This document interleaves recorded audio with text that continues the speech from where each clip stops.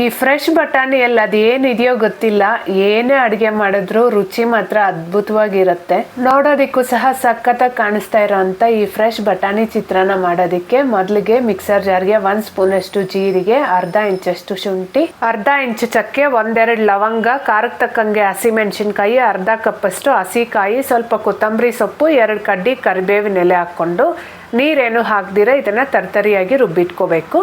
ನಂತರ ಒಗ್ಗರಣೆಗೆ ಎಣ್ಣೆ, ಸಾಸಿವೆ, ಕರಿಬೇವಿನ ಎಲೆ, 1 ಈರುಳ್ಳಿನ ಸಹ ಹಾಕಿ ಒಂದು ಅರ್ಧ ಫ್ರೈ ಆದಮೇಲೆ ಅರ್ಧ ಕಪ್ ಫ್ರೆಶ್ ಬಟಾಣಿನ ಸಹ ಹಾಕಿ 2-3 ನಿಮಿಷ ಎಣ್ಣೆಯಲ್ಲೇ ಫ್ರೈ ಮಾಡಿಕೊಂಡ್ರೆ ಸಾಕು. ನೋಡಿ, ಈ ರೀತಿ ಸಾಫ್ಟಾಗಿ ಬೆಂದೋಗುತ್ತೆ. ನಂತರ ನಾವು ರುಬ್ಬಿಟ್ಟಿರೋ ಅಂಥ ಮಸಾಲೆ, ಅರಿಶಿನ, ರುಚಿಗೆ ಬೇಕಾಗಿರೋಷ್ಟು ಉಪ್ಪನ್ನ ಸಹ ಹಾಕ್ಕೊಂಡು ಈ ಮಸಾಲೆಯಲ್ಲಿರೋಂಥ ಹಸಿ ವಾಸನೆ ಹೋಗೋವರೆಗೂ ಚೆನ್ನಾಗಿ ಫ್ರೈ ಮಾಡ್ಕೋಬೇಕು. ನಂತರ ನಾನಿಲ್ಲಿ 3-4 ಜನಕ್ಕಾಗೋಷ್ಟು ಅನ್ನನ ಮಾಡಿಟ್ಟಿದ್ದೆ, ಅದನ್ನು ಸಹ ಹಾಕ್ಕೊಂಡು ನಿಂಬೆ ಹಣ್ಣಿನ ರಸ ಸಹ ಸೇರಿಸಿ ಚೆನ್ನಾಗಿ ಮಿಕ್ಸ್ ಮಾಡಿಕೊಂಡ್ರೆ ಚಿತ್ರಾನ್ನ ರೆಡಿ. ಟೇಸ್ಟ್ ಸಖತ್ತಾಗಿರುತ್ತೆ, ಮಿಸ್ ಮಾಡದೆ ಟ್ರೈ ಮಾಡಿ.